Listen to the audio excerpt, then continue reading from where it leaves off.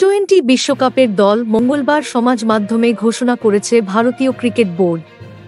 রীতি অনুযায়ী প্রধান নির্বাচক অজিত আগরকর আসেননি সংবাদ মাধ্যমের সামনে। অধিনায়ক রোহিত শর্মাও কথা বলেননি। কেন এভাবে বিশ্বকাপের দল ঘোষণা করা হলো তার ব্যাখ্যা দিয়েছে বিসিসিআই। জানানো হয়েছে, আগামী বৃহস্পতিবার সংবাদ মাধ্যমের মুখোমুখি হবেন প্রধান নির্বাচক এবং অধিনায়ক। টি-20 বিশ্বকাপের দল ঘোষণার শেষ দিন ছিল 1 মে। বুধবার মে দিবসের জন্য ছুটি থাকবে বিসিসিআই দপ্তরে।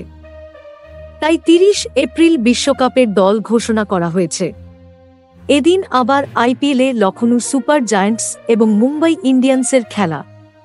অধিনায়ক রোহিত এই ম্যাচের জন্য ছিলেন লখনউয়ে। তাই মুম্বইয়ে সাংবাদিকদের মুখোমুখি হওয়া সম্ভব ছিল না তাঁর পক্ষে।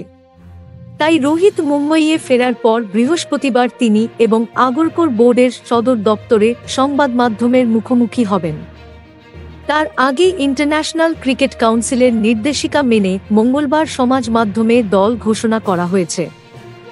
ভারতের 15 জনের দল নিয়ে নানা প্রশ্ন উঠেছে। রিঙ্কু সিংহের মতো ফিনিশার দলে সুযোগ না পাওয়ায় বিস্মিত হয়েছেন ক্রিকেট বিশেষজ্ঞদের একাংশ। Thank you so much for watching.